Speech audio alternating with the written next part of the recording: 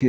Bon, en tout cas, je vais quand même commencer la présentation. Donc, moi, je m'appelle Jérôme Meurtaud, je suis co-directeur de la mention politique publique à Dauphine et du Master 1 politique publique, sachant que vous allez voir qu'à partir du Master 1, nous avons une offre de Master 2 et vous pourrez d'ailleurs avoir des présentations de ces Master 2 tout au long de ces journées. Euh, je vais donc présenter le Master en prenant mon temps.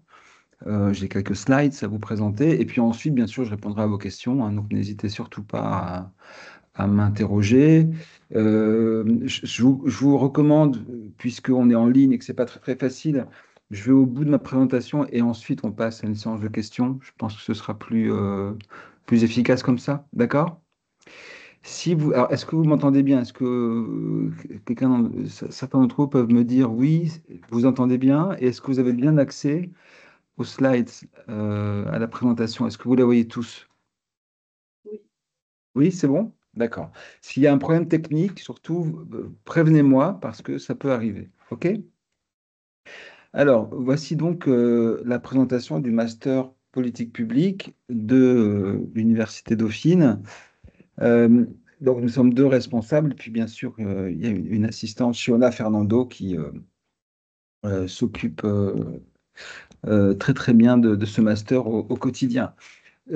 Alors, il faut savoir que c'est un master qui a deux dominantes disciplinaires, hein, que sont la sociologie et la science politique, et que l'idée est de former les étudiants à la fois aux outils, aux méthodes de différentes sciences sociales, mais appliquées à des métiers concrets, qu'il s'agisse des métiers de l'action publique, des métiers d'enquête, des métiers de spécialistes de sondage d'opinion.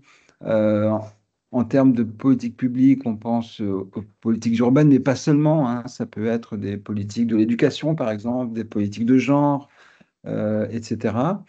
C'est un ensemble de métiers aussi qui relèvent de l'économie sociale et solidaire et de la responsabilité sociale et environnementale des entreprises. Donc, j'insiste sur le fait que en fait, on forme des chargés d'études, des spécialistes pour le public, donc pour des institutions, pour des ministères, pour des organismes liés au ministère, mais aussi pour le privé, hein, puisque on vise à la fois des entreprises, notamment en matière de RSE, mais aussi, par exemple, des organisations non gouvernementales, qu'elles soient nationales ou internationales. Pour ceux qui le souhaitent, celles et ceux qui le souhaitent, et on sait que c'est une vocation qui a tendance à se raréfier, mais pour ceux qui le souhaitent, qui souhaitent exercer ce beau métier de la recherche et de l'enseignement universitaire, c'est un master qui permet aussi, hein, de se préparer à la recherche en sciences sociales, en particulier en sciences politiques et en sociologie, et à l'enseignement supérieur dans ces deux disciplines, puisque, vous le verrez, mais on peut évidemment faire des stages dans le cadre de ce master, mais aussi des mémoires de recherche, qu'il s'agisse d'un mémoire de recherche en master 1, comme d'ailleurs en master 2. Ce qui est certain, c'est que c'est un master qu'on a conçu comme étant indifférencié, c'est-à-dire que il s'agit à la fois de former des professionnels par la recherche. On considère par exemple, quelqu'un qui pratique les sondages d'opinion dans un institut de sondage, il doit aussi avoir eu une formation à la recherche critique sur l'opinion publique. C'est-à-dire qu'il ne doit pas se contenter d'apprendre des techniques de mesure de l'opinion, il doit aussi avoir une formation critique sur ce qu'est l'opinion, ce que sont les limites des instruments de mesure de l'opinion, etc. Donc c'est une formation par la recherche de haut niveau pour pratiquer des métiers. On estime que c'est absolument indissociable et on veut aussi montrer que faire de la recherche, c'est-à-dire exercer un métier d'enseignant-chercheur dans le supérieur, c'est un vrai métier qui suppose d'avoir des relations concrètes avec d'autres types de métiers. C'est la raison pour laquelle c'est un master indifférencié. Il n'y a pas une filière recherche qui serait distincte d'une filière professionnelle. Pour nous, la recherche, c'est un métier, c'est donc professionnel. Et ce qu'on appelle en général les professions, les métiers, doivent s'appuyer sur la recherche parce que c'est grâce à la recherche et par la recherche qu'on acquiert les outils réflexifs, disons les méthodes réflexives, qu'on prend conscience de la limite des outils, des potentialités, bien sûr, des outils, mais aussi de leurs limites. Alors, c'est une scolarité comme tous les masters qui se déroulent sur 2 ans avec un M1 et un M2. En fait, il y a plusieurs M2, je vais revenir. Il est bien sûr possible d'étirer cette période sur 3 ans en faisant une année de césure. De plus en plus d'étudiants font des césures et ils se consacrent en général, lors de cette année de césure, à des stages ou à des formations complémentaires. Voilà pour la présentation générale. Les objectifs de la formation, ça reprend un peu ce que je disais, mais je vais insister. C'est bien sûr d'acquérir une maîtrise approfondie des méthodes à la fois quantitatives et qualitatives des sciences sociales. Pour nous, on ne les oppose pas. Elles sont toutes deux, ces types de méthodes, nécessaires pour les enquêtes. C'est aussi développer une connaissance des secteurs d'activité, qu'il s'agisse de l'entreprise, donc du domaine des métiers du privé, mais aussi de l'État, de l'administration, quel que soit d'ailleurs le niveau, hein, puisque on peut préparer à un travail au niveau local, mais aussi national, voire international. L'idée est de permettre d'analyser les conditions de conception de mise en œuvre des politiques publiques. Et alors, j'ai déjà dit, mais vraiment, l'initiation à la recherche est fondamentale. Et donc, le master, toute la mention d'ailleurs, est adossée à un laboratoire de recherche qui s'appelle l'IRISO, Institut de recherche interdisciplinaire en sciences sociales, qui en fait regroupe les sociologues et les politistes de Dauphine, plus d'ailleurs des spécialistes d'agroalimentaire, de l'INRA. Euh, et donc, c'est un gros laboratoire de sciences sociales à Dauphine, dans lequel vous avez des spécialistes d'un certain nombre de questions, qu'il s'agisse par exemple de sociologie de l'opinion, sociologie des électeurs, bien sûr des sociologues de l'économie et du travail. Il y a par exemple Dominique Médard, qui est spécialiste de la question du travail, qui est membre de ce laboratoire et qui d'ailleurs dirige un des 4 Master 2. Et précisément, c'est une formation qui prépare aussi au concours de la fonction publique, à plus et à de la fonction publique, puisqu'il y a une PCA, une préparation au concours administratif. Alors, les débouchés. Alors, vous voyez, euh, ils sont très nombreux, hein. Ils sont par ordre alphabétique, euh, administrateurs de l'État et des collectivités territoriales. Ça, c'est pour ceux qui font la préparation au concours administratif et qui gagnent un concours. Mais vous avez toute une série ensuite de possibilités euh, pour travailler comme chargé d'études, chargé d'enquête dans des organismes privés, dans des organismes publics, dans des collectivités territoriales, dans des entreprises. Vous pouvez être chargé de mission aussi, ou chargé d'évaluation de politique publique, euh, consultant, vous pouvez être spécialiste et responsable de la RSE dans une entreprise. Vous voyez disons, l'arborescence des métiers possibles après le master est assez large. Alors, certaines fonctions supposent bien sûr de faire des stages et une professionnalisation qui est plus ou moins longue. D'autres supposent de passer des concours, bien évidemment, mais disons que le master est une première étape qui vous permet ensuite d'envisager ces différentes fonctions. Alors, donc comme je disais, il y a 2 années, hein, moi je suis responsable avec ma collègue Sophie Bernard de la première année. Cette première année, comme évidemment la plupart des masters, est organisée en semestre. Il y a donc 2 semestres, mais, et c'est un changement à partir de l'année prochaine, parce que ce n'était pas le cas jusque-là, dès le premier semestre, les étudiants sont répartis par majeur. Alors c'est très important parce que ces 4 majeurs ont certains cours en commun, mais ont certains cours distincts, spécialisés. Et ces majeurs doivent être sélectionnés quand vous êtes candidat au master. Donc il y a une première majeure qui s'appelle carrière publique et grand concours, donc comme son nom l'indique, qui prépare plutôt à l'administration. Vous avez une majeure politique publique et opinion qui est davantage tournée vers, disons, la science politique, euh, et l'action publique, une majeure politique urbaine et gouvernance des territoires qui, comme son nom l'indique, prépare davantage à des métiers de chargé d'études ou autres dans les collectivités territoriales. Et puis la majeure politique d'entreprise et responsabilité sociale, plutôt tournée vers les entreprises, plutôt du privé. Ça peut être aussi des entreprises publiques, bien sûr, hein, mais pour travailler vraiment au cœur de l'entreprise. Je vais revenir hein, sur chacun de ces parcours. Ce qu'il faut que vous compreniez, c'est que, ces majeurs, pardon, c'est que chaque majeur correspond à un master 2 ensuite. Et que, il y a deux choses à savoir. Quand vous êtes candidat au master 1, vous devez d'emblée choisir une des majeures. Parce que vous allez être évalué au moment de la sélection en fonction de la majeure choisie. Vous pouvez être candidat à plusieurs majeurs, mais il faut faire plusieurs candidatures distinctes. D'accord? Et vous pouvez très bien être accepté dans une majeure et pas dans l'autre. Non pas parce que votre dossier, tout d'un coup, est moins bon dans une majeure et dans une autre. C'est juste qu'il y a une telle sélection que bah, vous pouvez effectivement être rétrogradé dans une majeure et pas dans une autre, en fonction des priorités qui sont données à tel ou tel élément du dossier. D'accord?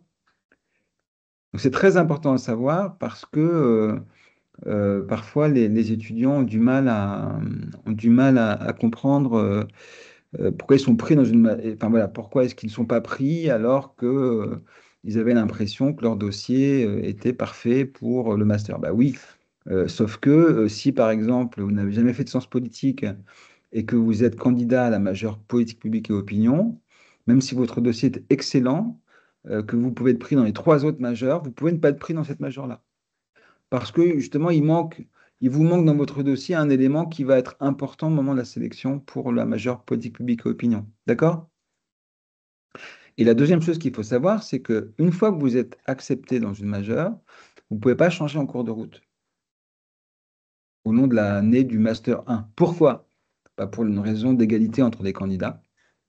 C'est que si vous êtes pris en majeure politique publique et opinion et que vous voulez changer à Noël pour faire carrière publique et grand concours, on ne pourra pas vous admettre accepter cette reconversion parce qu'on ne sait pas si vous auriez été accepté pour la majeure carrière publique et grand concours au moment de la sélection. Et on ne peut pas se permettre ça vis-à-vis de tous ceux qui n'ont pas été pris dans cette majeure. D'accord? Vous comprenez? Alors, il est possible, je vais présenter les masters de tout à l'heure, il est possible de faire un master 1 dans une majeure et de changer de parcours pour le master 2. C'est possible théoriquement, mais ce n'est pas souhaitable et ce n'est pas garanti. D'accord? Vous avez le droit de changer d'avis. On n'est pas non plus en prison hein, quand on entre dans un master, mais c'est ni souhaitable ni garanti. Donc, il faut vraiment réfléchir à quelle est la majeure et quel est en fait, du coup, le master 2 qui vous intéresse le plus. Donc, pour bien choisir votre majeur en master 1, il faut aller voir en détail ce que proposent les master 2. Enfin, c'est ma recommandation. D'accord? En master 1, en première année de master, vous devez faire un choix entre un mémoire de recherche et un mémoire de stage. Alors, pour la majeure carrière publique, il vaut mieux faire un stage parce qu'on est vraiment dans une spécialisation vers les grands concours, l'administration, etc. Pour les autres, vous faites ce que vous voulez. Mais surtout pour ceux qui pensent faire une césure, sachant qu'en césure, on fait généralement des stages, il peut être intéressant en Master 1 de faire un mémoire de recherche parce qu'en fait, c'est la dernière possibilité que vous aurez sans doute dans votre carrière de passer 6 mois ou 3 mois ou 4 mois sur une question de recherche. Et on sait à quel point c'est intéressant et c'est passionnant. Donc ça peut être de bonne politique de faire un mémoire de recherche en Master 1 et de faire des stages en césure ou bien en Master 2. Sachant que, ne vous inquiétez pas, vous n'avez pas à choisir maintenant, hein, vous choisirez entre le mémoire de recherche et le mémoire de stage au cours du premier semestre du Master 1. Donc, évidemment, c'est pas maintenant que vous faites ce choix. Euh, Quand on dit mémoire de stage, c'est parce qu'on considère qu'un mémoire de stage, ce n'est pas un rapport de stage. Un mémoire de stage, c'est une réflexion sur une question à partir d'un stage, c'est-à-dire à partir d'une spécialité de stage, mais ce n'est pas juste raconter son stage. C'est vraiment élaborer une réflexion, un peu comme un mémoire de recherche, qui, évidemment, le niveau d'exigence est moindre que pour un mémoire de recherche, mais il est supérieur à un simple rapport de stage. OK?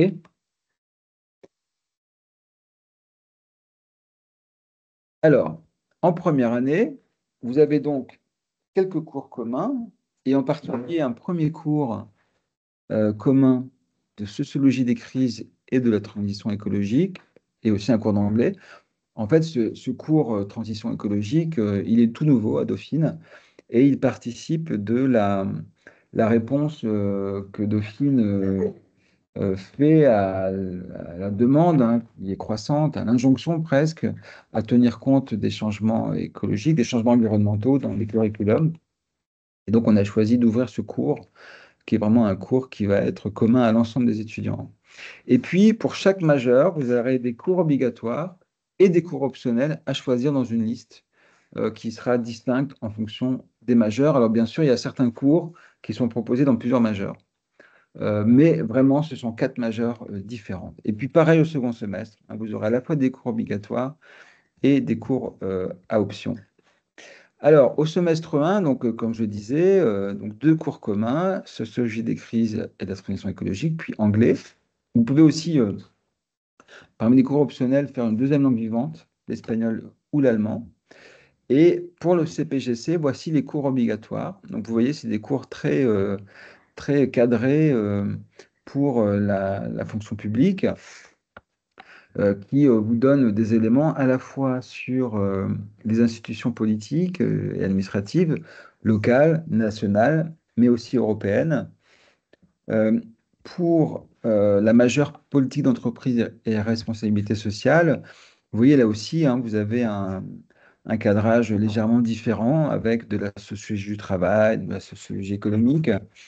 Euh, à noter qu'une enquête de terrain, qui est commune d'ailleurs aux deux autres majeurs à suivre, est organisée. Donc tous les vendredis, vous faites une enquête de terrain encadrée par des spécialistes. Il y a un atelier stage aussi pour ceux qui font un stage. La majeure politique urbaine, là encore, vous voyez, à nouveau enquête de terrain et atelier stage, mais des cours obligatoires qui sont légèrement différents et des cours optionnels qui sont aussi en partie différents, qui vous permettent de mieux vous préparer à l'environnement des collectivités locales. La majeure politique publique et opinion, un petit peu plus orientée sciences politiques, donc il y aura des cours de force politique comparée, d'action collective, là encore enquête de terrain et atelier stage, et puis des cours optionnels.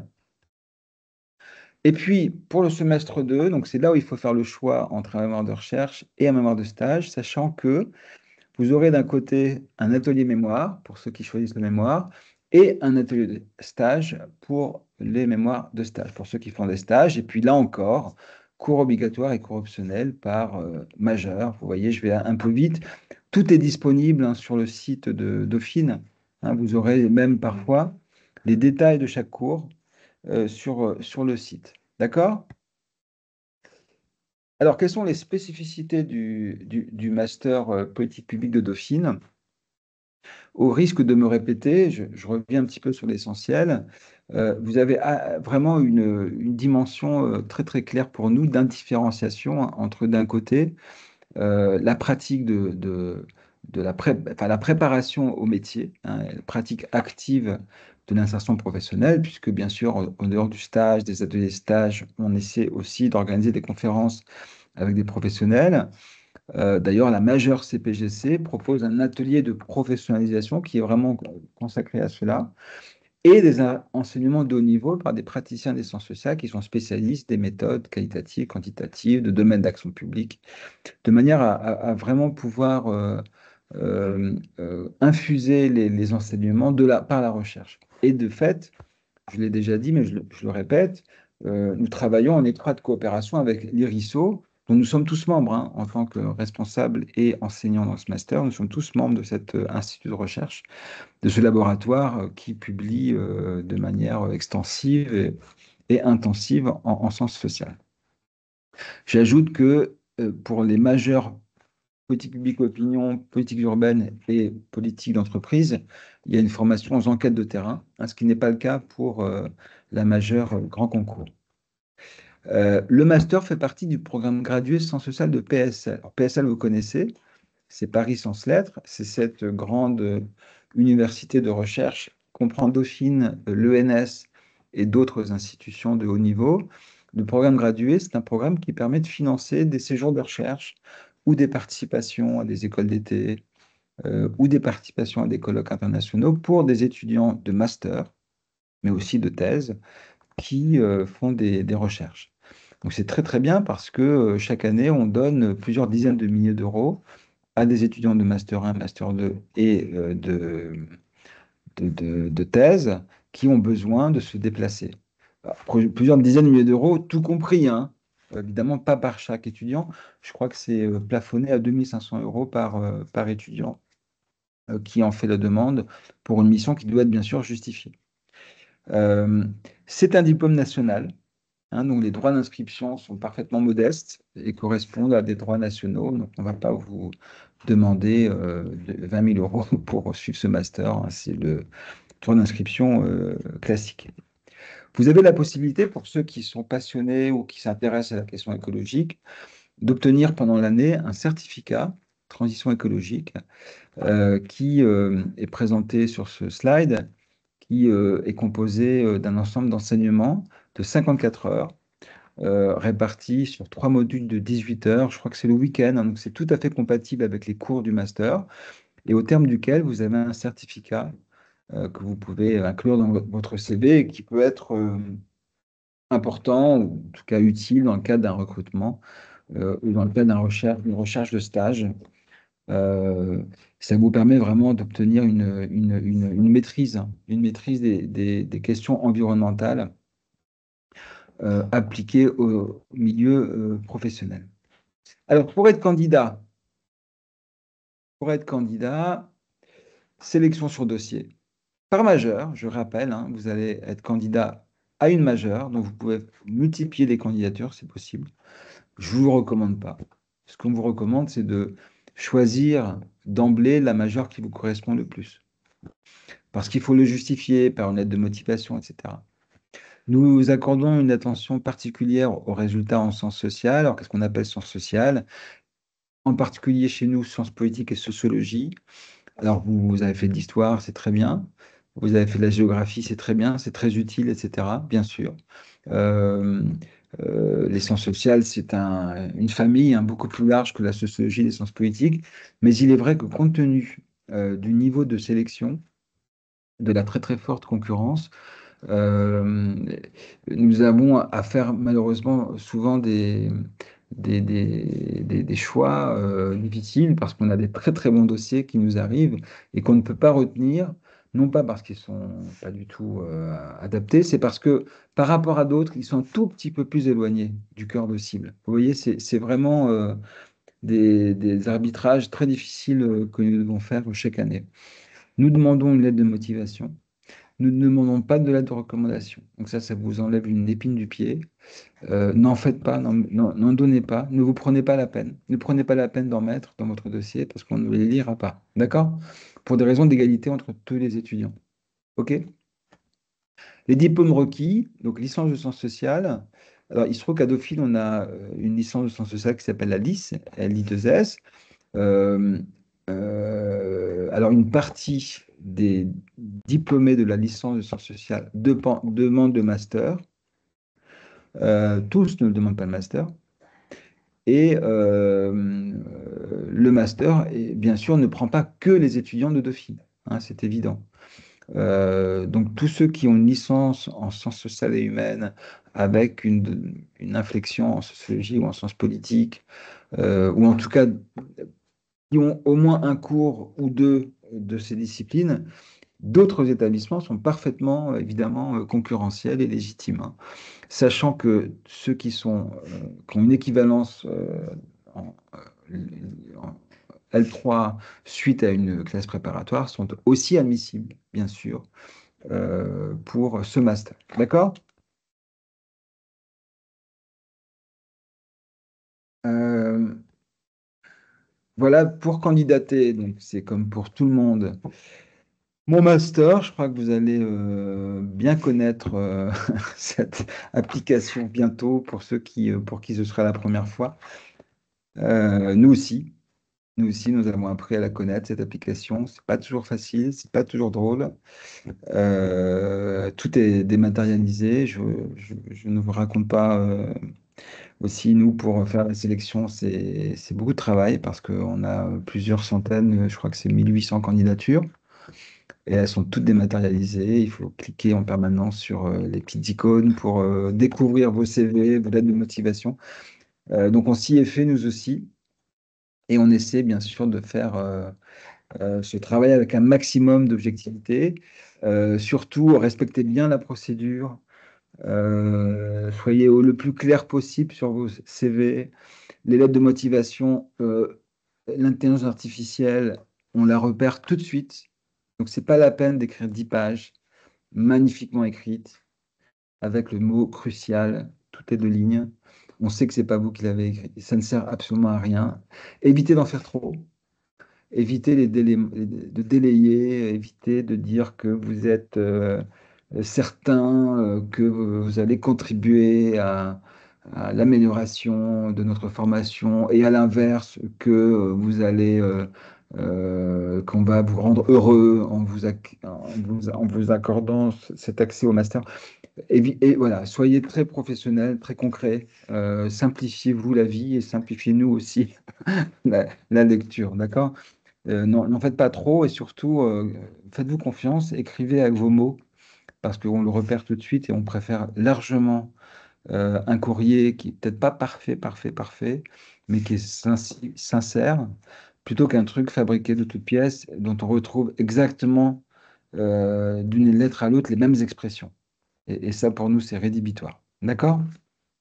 Alors, parce que si tout le monde se met à écrire des lettres avec l'intelligence artificielle, nous, on va se mettre à faire l'évaluation avec l'intelligence artificielle. Donc, on va appuyer sur un bouton et la sélection sera faite automatiquement. C'est c'est un contrat implicite entre vous et nous. D'accord? J'espère que le message est bien passé. Alors, le Master 1 n'est pas une fin en soi, bien évidemment, puisque l'idée, c'est ensuite de continuer. Alors, nous, on propose un Master 2. Bien évidemment, vous pouvez, après votre Master 1, être candidat ailleurs, hein, c'est évident. Nous, on préférerait vous garder parce que c'est une certaine logique intellectuelle et puis en termes de formation. Mais voilà. Alors, je vais dire quelques mots des Master 2, bien que vous en aurez, bien sûr, vous aurez beaucoup plus de détails en vous inscrivant aux formations, aux présentations spécifiques de chaque Master 2 qui sont organisées, je crois, à partir de demain ou après-demain, dans le cadre de ce salon des Masters. Quelques mots quand même pour vous dire donc que les étudiants et étudiantes donc, peuvent poursuivre leur cursus dans l'un des 4 parcours de Master 2.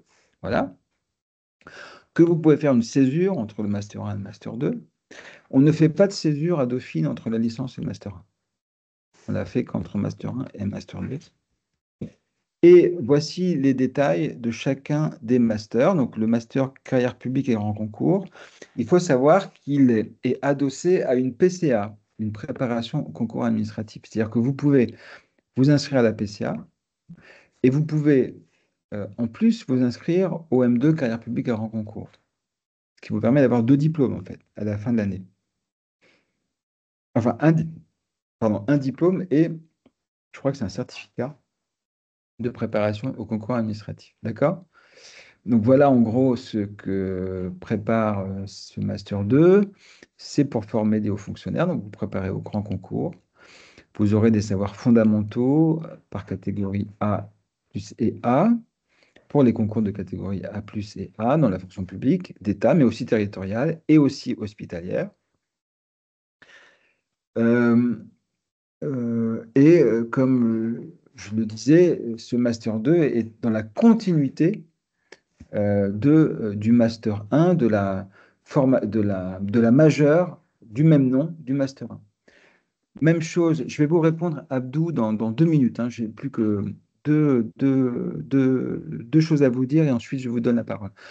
M2, politique d'entreprise et responsabilité sociale, donc c'est la continuité de la majeure du même nom. Donc vous voyez, l'idée c'est de vous former au pilotage et à la gestion de projet dans l'ESS. Et puis il y a le Master 2, politique publique et opinion, qui est dans la continuité de la majeure du même nom. Et enfin, le M2, politique urbaine et gouvernance des territoires. Et avec des objectifs de formation qui sont dédiés. Euh, je vous recommande d'aller retrouver toutes les informations sur le site de Dauphine. Tout a été mis à jour, hein. Normalement, on a mis à jour toutes les informations il y a quelques semaines. Donc, vous aurez évidemment là toutes les informations. Et puis, bien sûr, comme je le disais, il y a des présentations des Master 2 à venir dans le cadre de ce salon des masters dématérialisés. Voilà, je vous remercie beaucoup pour votre attention et il reste encore un petit peu de temps, donc je suis prêt à répondre à toutes vos questions. Je crois que Abdou, vous vouliez poser une question? Non?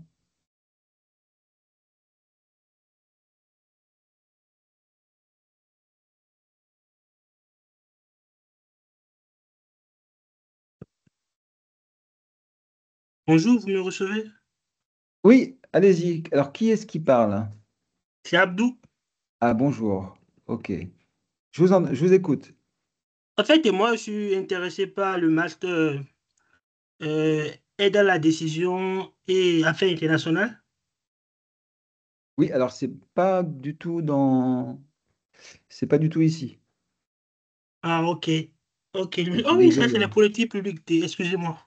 Je me Je suis vous en prie. trompé. Je Je me vous suis en prie. trompé. Il n'y a pas de problème. Merci. Oui, Je merci vous en bien. prie. Et ça, Est-ce qu'il y a d'autres? c'est pour quand ça se fait? C'est-à-dire? Et quand il y aura la présentation de ce master? Ou Ah, bien il n'y ça, a je sais pas. pas. Ça, Ok, je d'accord. sais. Il faut regarder sur le Merci. programme. C'est pas moi qui gère Merci ça. bien. Je vous en prie. Au Merci. revoir. Est-ce qu'il y a d'autres questions? Nicolas? Oui, bonsoir, vous m'entendez bien? Très bien, bonsoir. Je vous écoute. Alors j'ai une question. Est-ce que un diplôme rédigé en anglais doit être traduit en français? Voilà. Non, un diplôme rédigé en anglais. Non, ça dépend quel est le diplôme. Alors c'est le diplôme d'Ukraine. Il est rédigé en ukrainien et en anglais. Voilà. Non, s'il est en anglais, ça va. D'accord. Et Ah, moi, alors, alors, oui, excusez-moi, je finis de répondre à votre question parce que oui, oui. ça, c'est moi. Mais la procédure, mon master, qui est une procédure nationale, il faut vérifier auprès d'eux. D'accord. C'est-à-dire, moi, ça me dérange absolument pas de vous lire en anglais, même en polonais, si vous voulez. Le problème, c'est mon master. Alors, ça doit être indiqué, il doit y avoir un FAQ, vous savez, ou Q, je sais plus quoi, question and machin, je sais plus comment ça s'appelle. Vous pouvez poser des questions, ils vous répondent normalement. Mais donc, peut-être que quelqu'un d'autre le sait parmi les étudiants. À ma connaissance, ça va, en anglais, ça suffit, mais peut-être qu'il exige le français. D'accord. Et j'ai une autre question. Bon, je ne sais pas si cette question s'adresse à vous, mais l'inscription, la candidature se fait par mon master uniquement. Absolument, uniquement. D'accord. Bon, je vous remercie. Je vous en prie, et bon courage. Alors, veut prendre la parole? Margot? Oui, bonjour. Bonjour. Je serais intéressée par la majeure, grand concours du M1. Et donc, je Oui. voulais savoir exactement enfin, si vous aviez des exemples de concours que les élèves de cette majeure ont pu préparer. Oui, alors vraiment, là, je vous recommande si vous êtes intéressé, d'aller écouter Dominique Méda, qui va présenter le Master 2. Parce que les concours se font vraiment au terme du Master 2, et elle vous répondra de manière beaucoup plus précise que moi. D'accord. Je sais que la fonction publique territoriale, les IRA, tout ça, fonction publique hospitalière, des étudiants ont candidaté, mais elle va vous donner des exemples vraiment très précis, et je préfère que ce soit elle qui vous réponde. D'accord. D'accord? Ok, merci. Je vous en prie. Lucille, Oui, bonjour. Je bonjour. voulais savoir, je ne sais pas si c'est à vous qu'il faut Je sais pas, allez-y. parce que j'ai vu qu'il y avait une aide, on va dire, qui s'appelle Égalité des chances, Ouais. proposée par Paris Dauphine, et je voulais savoir si on ne faisait pas partie de Paris Dauphine, si c'était possible de participer à ce processus-là pour aider des lycéens ou quoi. Je ne sais pas du tout si c'était possible. Alors, attendez, pour soutenir le programme, C'est ça, exactement. bah, ça paraît difficile. Alors, c'est pas du tout le sujet du jour. Parce que vous êtes où? Vous êtes étudiante? Oui, moi en fait, je suis étudiante en L3 sciences politiques et je suis tutrice dans ma fac. Donc, je voulais Ouais. savoir si je pouvais un peu participer de la même manière au sein de Paris Dauphine.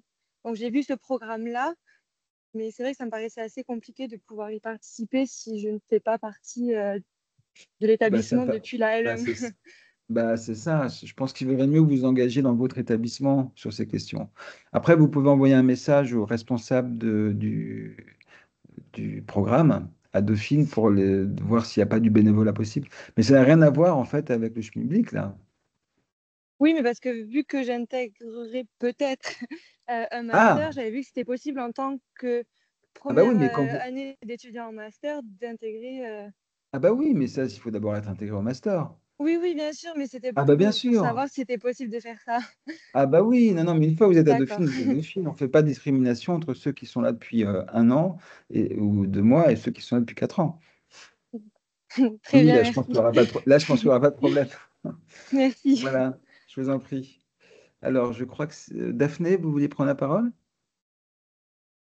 Oui, bonjour, je ne sais pas trop si vous m'entendez bien. Si, je vous entends très bien. Alors oui, bonjour, je m'appelle Daphné Lévy et du coup, je souhaite candidater à ce master. Et Ouais, je voulais vous demander au niveau de la notation. ouais, Actuellement, je suis en licence de droit avec une spécialité en bilicence droit et sciences politiques. À ouais. peu près, on tournerait autour de quelle moyenne pour pouvoir avoir ses chances d'être admise ou admissible? Alors, c'est vrai que c'est sûr que si vous avez une moyenne de 10, c'est très juste, hein. Mhm. Avoir simplement la moyenne, c'est compte tenu du nombre de candidatures, ça peut vous disqualifier. Donc, je dirais que c'est bien d'être dans les 13-14, quoi, quelque chose comme ça. D'accord. Après, Même ça en dépend étant des. Ça, beau, dé- même avec un bon parcours. voilà, ça dépend vraiment. En fait, si vous avez, imaginez, vous n'avez pas le droit, vous avez fait droit, en fait, vous êtes pas très bon en droit, vous avez du 10, du 11, du 12. Par contre, vous avez du 16, du 17 dans les disciplines de sciences sociales, avec une moyenne de 12. Par contre, là, on regarde de manière plus précise. Vous voyez, ça dépend aussi des notes que vous avez dans les matières qui, pour nous, sont essentielles. Je ne sais pas si ça répond à votre question ou si ça vous rassure, mais voilà en gros, quoi. Vous êtes toujours là? Allô? Alors là, j'entends plus personne, hein. Allô? Alors, qui veut prendre la parole? J'ai l'impression qu'il y a un problème, non? Vous êtes toujours là ou pas? Est-ce que quelqu'un peut me parler, s'il vous Oui, plaît? on vous entend. Oui, Ah, très bien. Alors, la personne précédente, elle est partie? Bon, alors, qui veut prendre la parole? Allez-y.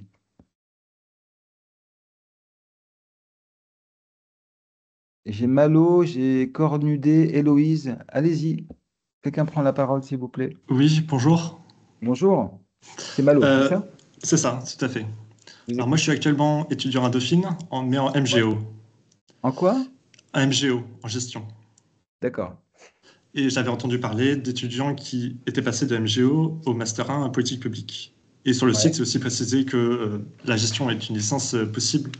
Ouais. Et je voulais juste savoir, donc avec cette licence, avec ce parcours, à quel point est-ce qu'on était orienté vers, par exemple, politique d'entreprise comme majeur, ou alors est-ce que on avait quand même une certaine liberté au niveau des choix de master, de majeur, en ayant une bonne chance d'être pris. Ouais, c'est une très bonne question.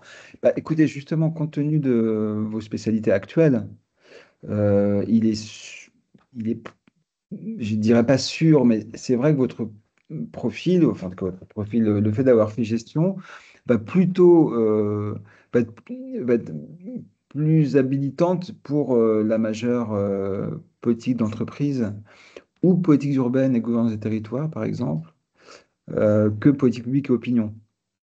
Mais la vraie question qu'il faut se poser toujours, c'est qu'est-ce que je veux faire? Si vous, votre projet, c'est de rejoindre PPO, bah, il faut être candidat à PPO et vous pouvez faire une deuxième candidature, par exemple. Vous pouvez aussi préciser dans votre lettre de motivation quels sont vos dilemmes, voilà, quelles sont vos préférences. Nous, on regarde, on lit hein, les lettres de motivation. Encore une fois, ce que je vous recommande, c'est d'être aussi honnête et sincère que possible. Euh, et après, nous, on regarde en détail les candidatures. J'espère que ça répond à votre question. Oui, parfaitement. Merci beaucoup. Très bien. Alors, il y a Cornudet. Oui, bonjour, je m'appelle Bonjour. Élise. Élise. C'est Ah, mon pardon, adresse mail de mon je école. veux juste votre prénom. Il n'y avait pas Qu'est-ce que mon c'est? prénom dans la... C'est l'adresse mail de mon école. C'est sur ce compte que je suis connectée, donc il n'y a pas D'accord, mon prénom. d'accord. Bah, du coup, j'avais la même question que Daphné avant qu'elle parte, sauf que moi, je suis étudiante en Angleterre. Et du coup, Ouais. c'était pour savoir autour de quelle moyenne vous attendez quand on arrive du coup de l'étranger. Et Bah, que c'est sur la la même chose. C'est à notation. peu près la même chose, sachant qu'évidemment, à l'étranger, tout dépend tout dépend de l'établissement, tout dépend du mode de notation. Euh, vous êtes dans quel établissement? Moi, j'étudie à la London School of Economics. Ok, Donc, LSI. Ouais. voilà. Et quelle formation vous suivez là-bas? Moi, j'étudie je fais un BSc en sciences politiques. D'accord. Bon. Voilà. Alors, vous savez très bien que on reçoit des candidatures de beaucoup de France, mais aussi d'étrangers, et que les modes de notation ne sont pas du tout les mêmes en fonction des établissements et en fonction des pays. Et on essaie un maximum d'évaluer la qualité d'une candidature en tenant compte de plusieurs paramètres. Donc, la notation, c'est essentiel pour les institutions qu'on connaît. Quand on connaît moins les institutions ou quand on sait, par exemple, qu'elles sont extrêmement dures à noter, on en tient compte. Je ne sais pas comment vous dire ça. Euh, donc, il faut candidater, quelle que soit la situation. En fait, il faut surtout jamais partir perdant parce qu'on estime d'avoir une moyenne pas suffisamment importante, etc. Après, par exemple, si vous êtes francophone, vous faites une formation en anglais, que vous n'êtes pas native, on tiendra peut-être moins compte de vos résultats dans certaines disciplines que dans d'autres, parce qu'on sait que l'anglais a pu être éventuellement un frein. Et l'inverse est vrai. Ok. Donc, il faut vraiment il faut candidater. Et n'hésitez pas à expliquer votre situation. Dans une lettre de motivation, par exemple, vous avez le droit de dire, voilà, mon profil, c'est ça, mon projet, c'est ça. Alors, j'ai eu une note décevante l'année dernière en sociologie, et voilà pourquoi. Vous pouvez aussi expliquer ce qui s'est passé. Et nous, on lit les lettres, hein, on lit les lettres. Donc, après, on évalue et on évalue toujours en fonction du dossier et puis par rapport aux autres, parce qu'en fait, on a une pression, on ne peut pas prendre plus de 100 étudiants par année et on reçoit beaucoup plus, évidemment, de candidatures. Donc, on est obligé voilà, des choix, mais il faut candidater, vous n'avez rien à perdre, en tout cas, à le faire et essayer de candidater en étant en orientant votre candidature au mieux par rapport au master. Je sais que c'est beaucoup de travail. On a conscience du fait que mon master vous incite à candidater plus qu'auparavant. C'est-à-dire que maintenant, nous, on reçoit beaucoup plus de candidatures qu'avant. Parce qu'on reçoit des candidatures non motivées, c'est-à-dire d'étudiants qui le font de manière presque routinière, automatique, sans avoir vraiment justifié leur candidature. Et voilà, on sait que vous êtes incité à faire ça, on ne peut pas vous empêcher de le faire. Essayez d'être vraiment le plus cohérent possible par rapport au master. Voilà. D'accord, merci beaucoup. D'accord? Merci. Je vous en prie. Oui, merci Alors, beaucoup. je vous en prie, merci à vous.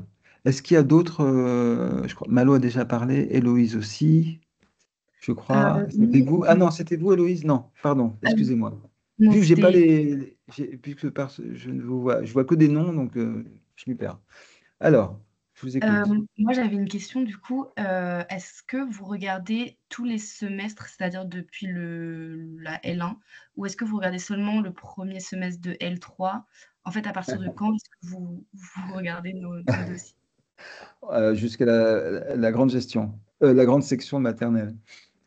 Non, écoutez, euh, on préfère les trajectoires ascendantes que descendantes. C'est-à-dire que il vaut mieux avoir 15 de moyenne en licence qu'en première année.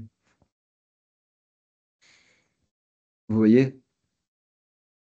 Vous avez le D'accord. droit d'avoir une première année moyenne parce que vous venez vous avez dû vous adapter à la vie universitaire. Bon, c'est pas, il se passe plein de choses dans la vie. Donc, si vous avez une L1 pas terrible, une L2 un peu mieux et une L3 où voilà, vous avez acquis une vraie maîtrise, nous, ça nous va. Vous voyez ce que je veux dire? Si par exemple, si en revanche, c'est l'inverse, c'est-à-dire que plus vous êtes dans le milieu universitaire, plus vous avez des difficultés, c'est moins encourageant pour vous prendre. Bon, ma réponse est générale, hein. Après, c'est toujours du cas par cas, hein. D'accord? Euh, il D'accord. y Mais a- il arrive qu'on ait une maladie et qu'on ait une année où je sais pas, on soit très très bon étudiant et puis bah, on a une année où tout va mal pour des raisons qui peuvent tenir aussi à la vie privée. Ça arrive, hein, ça peut être une maladie, ça peut être un problème familial. Donc, par contre, il faut l'expliquer. Vous voyez? et Voilà. si on a fait des semestres du coup en Erasmus, est-ce que vous regardez de la même façon les notes d'Erasmus ou vous faites d'une procédure différente? Ah oui, mais non, il n'y a pas de pression différente. On regarde. En général, bah, avoir fait Erasmus, c'est potentiellement plutôt un atout parce que c'est une expérience supplémentaire.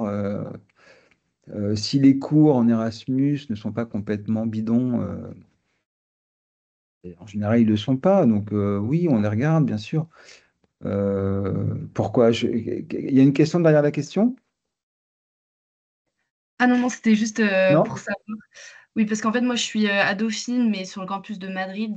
Et c'est vrai que le Ouais. système de notation est souvent critiqué à Madrid. Donc, c'était juste pour savoir s'il y avait une procédure différente pour ceux qui étaient à Non, l'étranger. en plus, c'est Dauphine Madrid, vous restez dans la maison.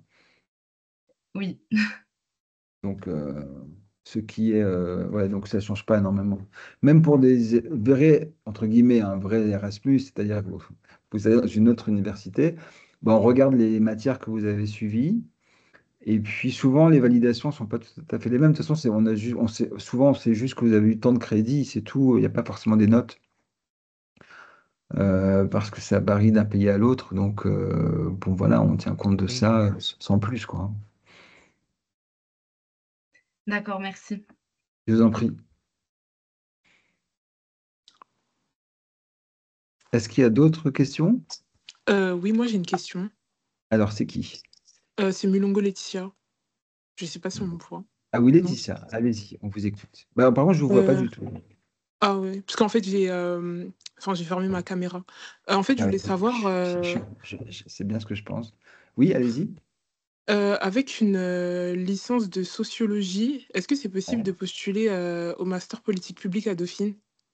Oui, oui, oui. Ok, et je voulais savoir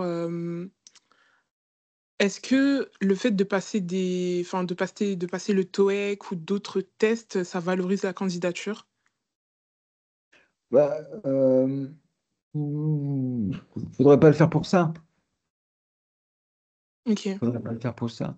Le, euh, oui, non, faut pas le faire pour ça, mais enfin, tout diplôme supplémentaire, toute validation d'acquis, tout certificat est toujours un atout dans une candidature. Vous voyez?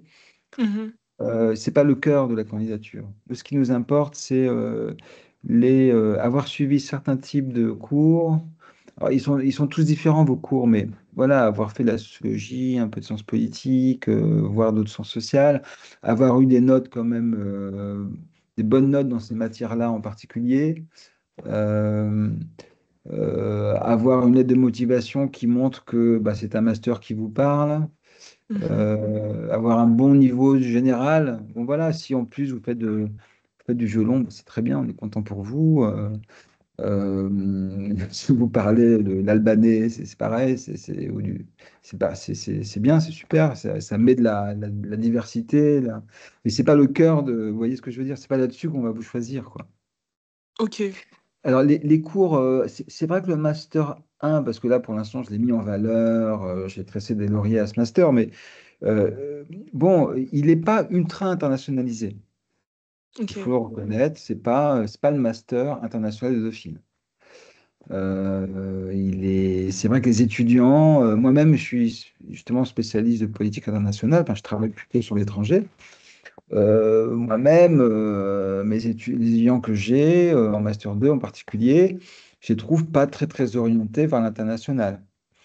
Peu OK. d'étudiants, certains en font, mais certains étudiants font quand même des stages dans par exemple, des chancelleries diplomatiques à l'étranger, dans des ONG internationales, mais c'est pas la majeure partie des étudiants. Donc, disons, pour des étudiants, pour ceux parmi vous, ceux parmi vous qui ont un profil international, parce que c'est votre truc, vous serez très apprécié, très intégré, mais ce sera peut-être pas, voilà, c'est pas un master qui est ultra internationalisé. Il faut quand même l'avoir, avoir ça en tête. Bon, OK. bien sûr, il faut avoir un niveau de langue. On a des cours d'anglais, il y a des cours d'allemand et d'espagnol en deuxième langue si ça vous intéresse, mais voilà, c'est pas le cœur de cible, c'est pas ça. OK. OK, OK. D'accord, merci beaucoup. Je vous en prie. Est-ce qu'il y a d'autres questions? Non, je crois que. Oui, bonjour. Oui, c'est Bonjour. qui? Excusez-moi, c'est Jeanne.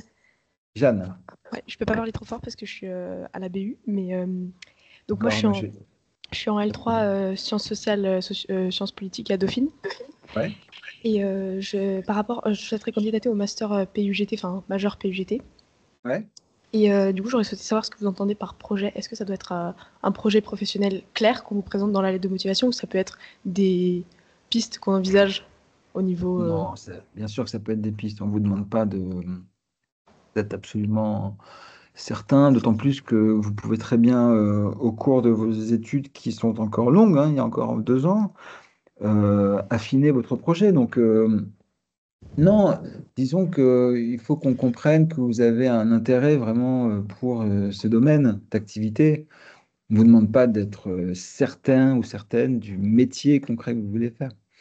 Ok, C'est une question de mesure. d'accord, merci. On peut sentir que voilà, c'est un domaine qui vous intéresse particulièrement. Après, bon, Merci. d'accord?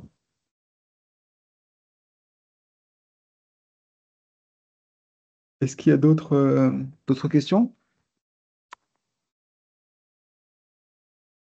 Non?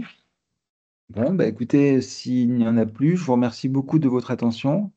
Je vous Excusez-moi, recommande. Oui, oui, qui est là? je voulais savoir, est-ce qu'il y aura d'autres visioconférences Pour. ce master-là, ou c'était seulement Ouais. aujourd'hui? Bon, c'est pas mal déjà, non? Si, oui, c'est pas mal. Alors, il se trouve qu'on en fait, mais j'en ai fait une il n'y a pas longtemps, mais c'est pas forcément dans le cadre de ce salon des masters. C'est possible, oui, c'est possible, mais pour l'instant, rien n'est encore prévu. Ok, D'accord? En tout cas, allez merci. voir les autres surtout. Profitez-en. Ok, ok, merci OK? beaucoup. Ouais. Voilà. Pas d'autres questions, pas d'autres remarques? Non. Bon, merci à toutes et à tous et surtout bon courage pour vos candidatures. Merci. À très bientôt et bonne soirée à vous. Merci, au Au revoir. revoir. Merci à vous. au Au revoir. revoir. Merci, au revoir. Au revoir. Merci, au revoir. Au revoir. Merci.